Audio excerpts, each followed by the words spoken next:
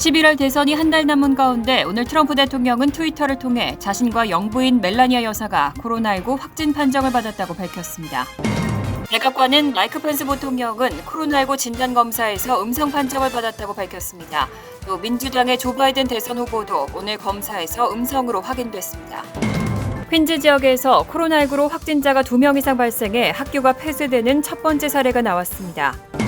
뉴저지주의 휘발유세가 어제부터 인상됐습니다. 지난해보다 22%가 늘어나 갤런당 9.3센트씩 올랐습니다. H마트가 한인회가 전개하고 있는 코로나19 사랑 나눔 릴레이 펀드 모금 캠페인에 $50만 달러를 기부했습니다. 이상은 이 시각 주요 뉴스입니다. 시청자 여러분 안녕하십니까? KBN 뉴스입니다.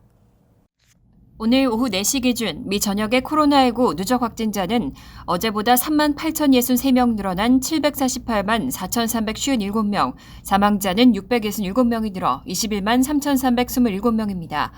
이 가운데 뉴욕의 확진자는 1,309명이 늘어 49만 5,997명, 사망자는 18명이 늘어 3만 3,284명, 뉴저지의 확진자는 587명이 늘어나 21만 312명, 사망자는 4명이 늘어 16,252명으로 집계됐습니다.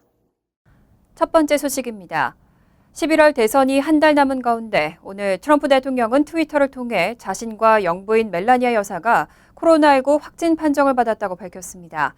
대통령 주치의는 트럼프 대통령과 멜라니아 여사가 경미한 증상을 보이고 있다면서 현재로서는 좋은 상태에 있다고 전했습니다만 트럼프 대통령은 당분간 월터 리드 국립군병원으로 옮겨져 치료를 받을 것으로 보입니다. 트럼프 대통령은 오늘 트위터를 통해 코로나19 검사에서 양성 반응을 보였다며 멜라니아 여사와 즉각 격리와 회복 절차에 들어간다고 확인하고서 우리는 함께 이를 극복할 것이라고 밝혔습니다. 대통령 주치의 숀 콘리는 백악관 성명으로 트럼프 대통령 부처의 상황은 현재로선 좋다며 회복에 애쓸 것이라고 전했습니다. 메도스 비서실장은 대통령이 업무를 보고 있을 뿐만 아니라 계속 업무를 볼 것이라는 점을 확신해도 된다며 트럼프 대통령이 매우 빠르고 신속하게 회복할 것이라고 낙관한다고 말했습니다. 또 트럼프 대통령과 함께 확진 판정을 받은 멜라니아 트럼프 여사 역시 좋은 상태에 있다고 덧붙였습니다. 다만 오늘 오후 백악관은 트럼프 대통령이 코로나19 치료를 위해 월터 리드 국립군병원으로 옮겨졌고 며칠간 치료를 받을 것이라고 전했습니다. 공화당 소속 미치 매코널 상원 원내대표도 오늘 트럼프 대통령과 전화로 통화했다며 트럼프 대통령이 좋은 상태에 있다고 전했습니다. 그간 코로나19 위험성을 낮게 평가하고 경제 회복에 중점을 뒀던 트럼프 대통령이 코로나19에 실제로 감염되면서 방역 실패를 방증했고 11월 대선에서 상당한 악재 요인으로 작용하는 것은 물론 유세전에도 차질을 피할 수 없게 됐다는 평가가 나오고 있습니다.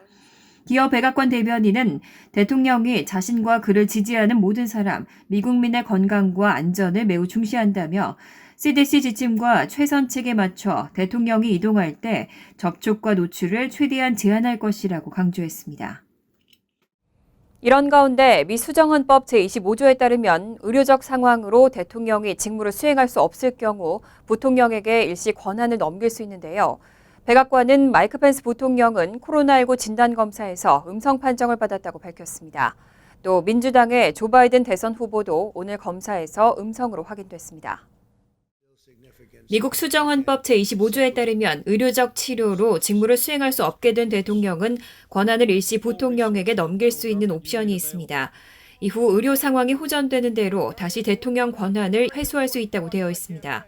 펜스 부통령은 트럼프 대통령의 첫 대선 토론 전날인 28일 백악관에서 대통령과 가까운 거리에 앉아 업무를 함께했지만 오늘 아침 백악관은 펜스 부통령이 코로나19 진단검사에서 음성 판정을 받았고 건강 상태가 좋다고 발표했습니다. 트럼프 대통령과 펜스 부통령 그리고 백악관 고위층은 코로나19 초기에는 매일 코로나19 진단검사를 받는 것을 원칙으로 했지만 이후 느슨해진 것으로 알려졌습니다. 트럼프 대통령에게 코로나19로 옮긴 것으로 추정되는 호프엑스 보좌관은 수요일부터 증상이 나타났습니다. 한편 만약 펜스 부통령마저 양성 판정을 받은 뒤 악화돼 인계받은 대통령직을 수행하지 못하게 될 경우에는 1967년 제정 대통령직 승계법에 따라 민주당의 낸시 펠로시 하원의장이 대통령직을 승계하게 됩니다. 한편 트럼프 대통령과 사흘 전 TV 토론을 벌인 조 바이든 민주당 대선 후보는 오늘 검사에서 음성 판정을 받았습니다. 앞서 바이든 후보는 트윗을 통해 확진 판정을 받은 트럼프 대통령 부부의 쾌유를 빌었습니다.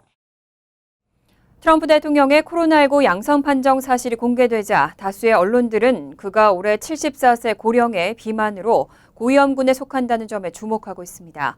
특히 수십 년간 현직 대통령에게 가해진 건강 위협 중에 가장 심각하다고 지적했습니다. 오늘 미 언론들은 트럼프 대통령의 코로나19 양성 판정 사실이 공개되자 그가 올해 74세 고령의 비만으로 고위험군에 속한다는 점에 주목했습니다. 뉴욕타임즈는 트럼프 대통령이 코로나19의 가장 취약한 연령대에 속한다면서 미국 코로나19 사망자 10명 가운데 8명이 65세 이상이라고 전했습니다. 또 트럼프 대통령의 몸무게가 243파운드로 키에 견저 비만인 점을 언급하면서 전반적인 건강 상태에 대한 의문이 제기되는 상황이라고 덧붙였습니다. 뉴욕타임스는 또 정치적 타격도 전망했습니다. 여론조사를 보면 대다수의 미국인은 트럼프 대통령이 코로나19를 잘못 다뤘다고 여긴다면서 트럼프 대통령의 양성 판정은 유권자들의 관심을 코로나19에서 다른 것으로 돌리려는 그의 노력을 약화할 것이라고 지적했습니다. CNN 방송도 코로나19 양성 판정은 지난 수십 년간 현직 대통령에게 가해진 건강 위협 중 가장 심각한 것이라고 지적했습니다. 한편 이날 글로벌 주식시장은 트럼프 대통령의 코로나19 양성 판정 소식에 크게 충격받은 모습입니다. 금융시장 분석업체 오한다의 제프리 헨리 아시아 태평양 애널리스트는 블룸버그 통신에 시장은 불확실성을 극히 싫어한다면서 미국 정부 고위층에도 코로나19가 확산할 수 있다는 의미이기 때문에 불확실성에 해당한다고 분석했습니다. 어제부터 뉴욕시 공립학교 학생 50만 명 이상이 등교하기 시작했습니다. 전국 대도시 가운데 뉴욕시는 대면 수업을 진행하는 유일한 학군입니다.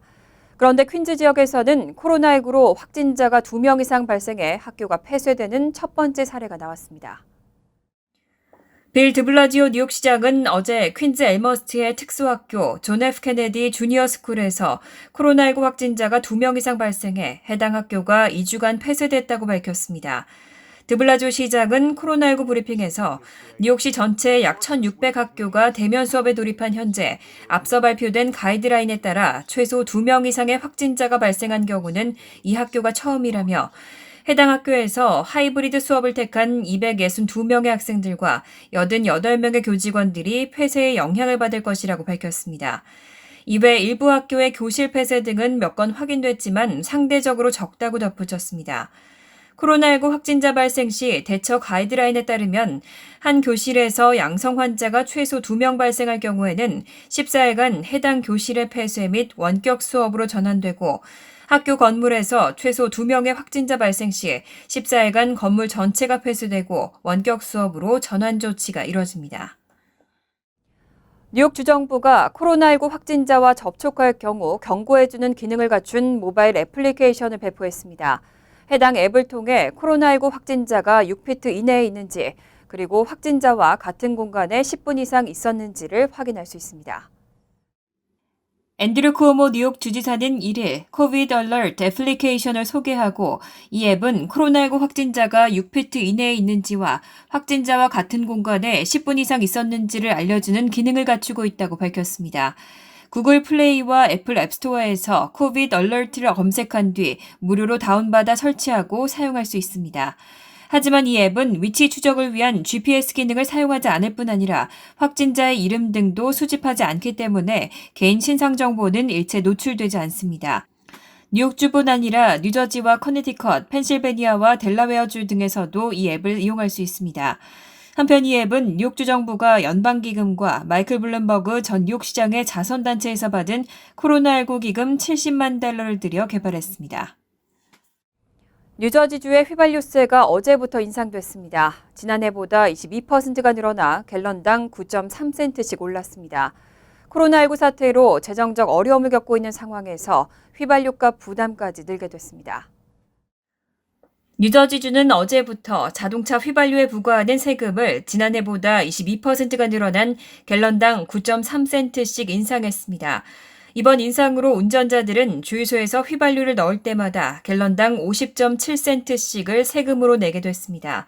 전국 50개 주 가운데 캘리포니아주와 펜실베니아주에 이어 세 번째로 높습니다.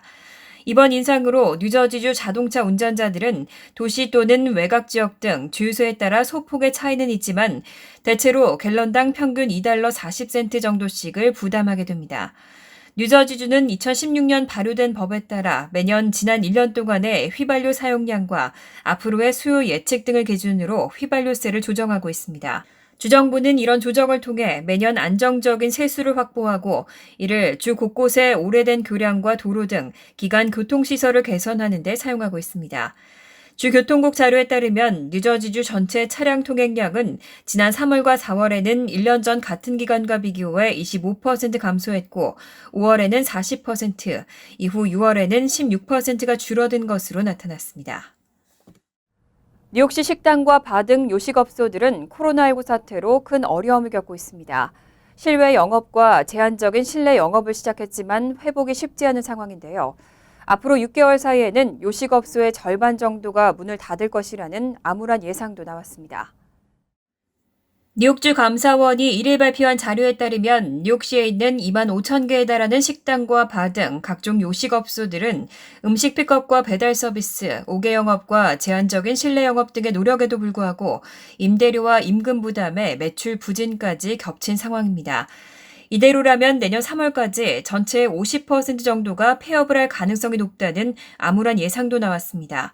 이러한 대규모 폐업 사태로 인해 뉴욕시의 요식 산업도 종사자 수와 시장 규모가 크게 위축될 것으로 보입니다. 실제로 뉴욕시 식당과 바에서 일하는 직원 수는 지난 2019년 31만 7,800명에 1년 임금 총액만 $107억 지급될 정도로 컸습니다. 뉴욕시는 지난해 식당과 바에서 올린 총 $270억 매출에 세금을 부과해 막대한 세수를 올렸습니다.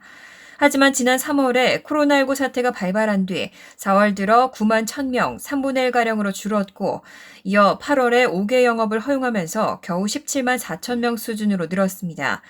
이어 지난달 30일부터 뉴욕시가 식당과 바에 제한적인 실내 영업을 허용하면서 직원 수가 20만 명 이상으로 늘 것으로 기대되고 있지만 일부에서는 겨울철 추위로 인한 5개 영업 위축과 코로나19 감염 악화 가능성 등으로 전체 직원 수는 오히려 지금보다 더 줄어들 것이라는 어두운 전망을 내놨습니다. 뉴욕 한인회는 정부의 지원을 받지 못하는 한인 취약계층을 돕기 위해서 코로나19 사랑 나눔 릴레이 펀드 캠페인을 펼치고 있습니다. 미국 최대의 한국계 유통체인인 H마트가 뉴욕 한인회에 $50만 기부했습니다. 1일 뉴욕 한인회에 따르면 H마트는 한인회가 전개하고 있는 코로나19 사랑 나눔 릴레이 펀드 모금 캠페인에 1:1 매칭 개념으로 $50만 기부했습니다. H마트 권일현 대표는 유례없는 코로나19 사태로 동포사회가 많은 어려움을 겪고 있다며 힘든 처지에 계신 동포분들께서는 낙담하지 마시고 건강히 이 시기를 잘 견디시길 바란다고 전했습니다. 찰스윤 한인 회장은 한가위를 맞아 따뜻한 소식을 전달받아 너무 감사하다며 나눔이 필요한 곳에 전달할 것이라고 말했습니다. 한인회는 코로나19 사태가 장기화되면서 정부의 손길이 닿지 않는 취약계층을 지원하기 위해 지난 9월 25일부터 범동포적으로 코로나19 사랑 나눔 릴레이 펀드 캠페인을 펼치고 있습니다. 미국 정부의 코로나19 지원금 혜택을 받지 못하는 한인 취약계층에 기부금을 우선 전달할 계획으로 알려졌습니다.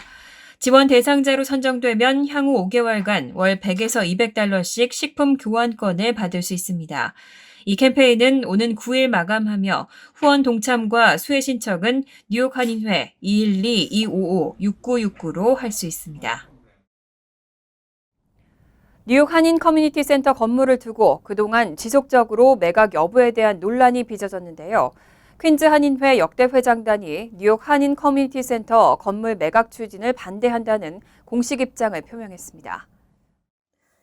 퀸즈 한인회 역대 회장단은 지난 30일 퀸즈 플러싱에서 모임을 갖고 뉴욕 한인 커뮤니티 센터 건물은 14년 전 한인들이 힘을 모아 $58만 이상의 기금을 모은 돈으로 구입한 것인데 최근 법적 건물 소유주인 최영태 이사가 이사회의 동의도 없이 또 성금을 낸 한인사회의 동의도 없이 매각을 추진하고 나섰다고 지적했습니다.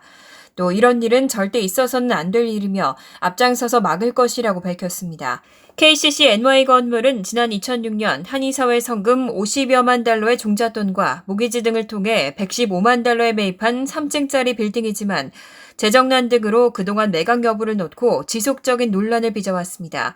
그러다 뉴욕 한인 커뮤니티 센터는 지난해 6월 18일 2차 이사회를 열고 건물 매각권을 잠정 중단하기로 결정한 바 있습니다.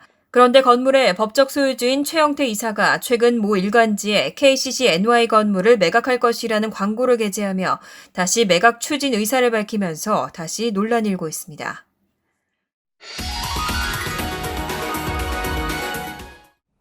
이어서 LA 지역 한인사회 소식입니다. LA 카운티 보건당국이 네일샵과 실내 쇼핑몰 등의 영업 재개 일정을 공개했습니다. 네일샵은 이미 영업이 허용됐고 실내 쇼핑몰은 다음 주 수요일 7일부터 영업을 재개할 수 있습니다. 카운티 내 네일샵의 영업은 오늘부터 허용됐으며 실내 쇼핑몰은 다음 주 수요일인 7일부터 재개할 수 있지만 푸드코트는 제외입니다. 정부에서 인가된 게임장의 경우 오는 5일부터 야외 영업만 가능하며 음식이나 음료 서비스는 금지됩니다.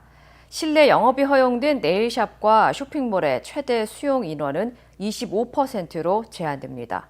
바바라 페러 LA 카운티 보건국장은 실내 영업 재개는 시차를 두고 접근하고 있다며 더 많은 산업 분야가 재개되기 위해서 모든 비즈니스가 재개 안전 지침을 100% 준수하는지 확인해야 한다고 말했습니다.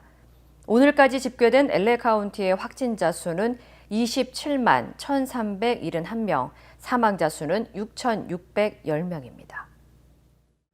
올 가을, 겨울에는 독감과 코로나19가 동시에 유행하는 트윈데믹이 우려되고 있습니다.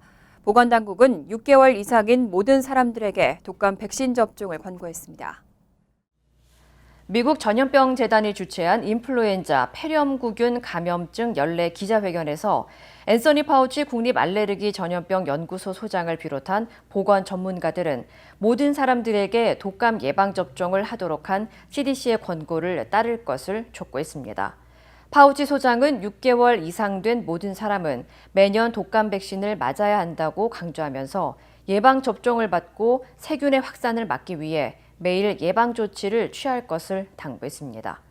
윌리엄 셰프너 밴더빌트 의대 교수도 독감으로 매년 수십만 명이 입원하고 수천 명의 사망자가 발생한다고 강조했습니다. 미국 전염병 재단의 조사에 따르면 미국 성인 59%만 독감 백신을 맞을 것이라고 답했습니다.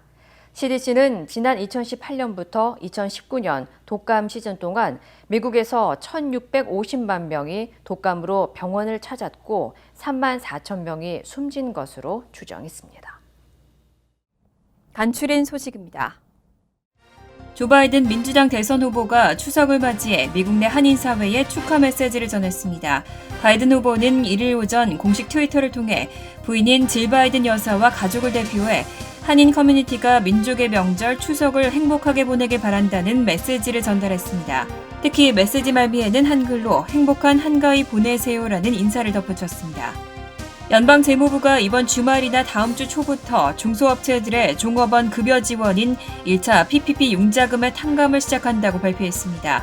재무부는 8월 초부터 접수받은 탕감 신청서 9만 6천 곳을 심사해 승인해주게 되며 승인받는 중소업체들은 PPP 융자금이 그랜트로 바뀌어 갚지 않아도 됩니다.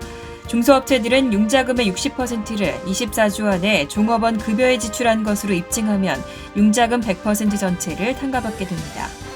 같은 제품의 성별에 따른 가격 차별을 의미하는 핑크텍스를 금지하는 법이 지난달 30일부터 뉴욕주에서 발효됐습니다.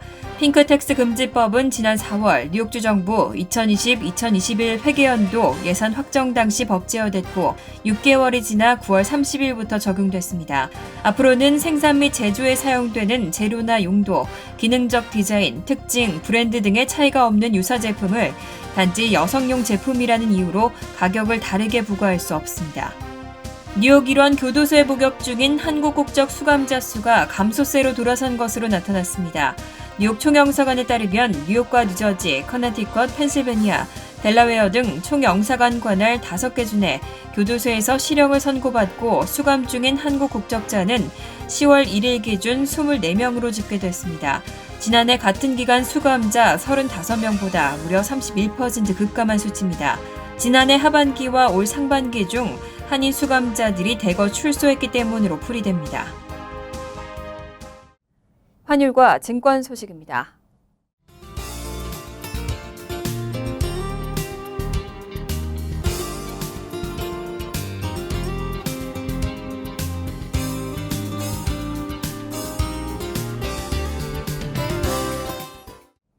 이어서 날씨입니다.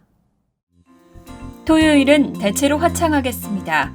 낮 최고 기온은 68도, 섭씨 20도, 밤 최저 기온은 50도, 섭씨 10도로 예상됩니다.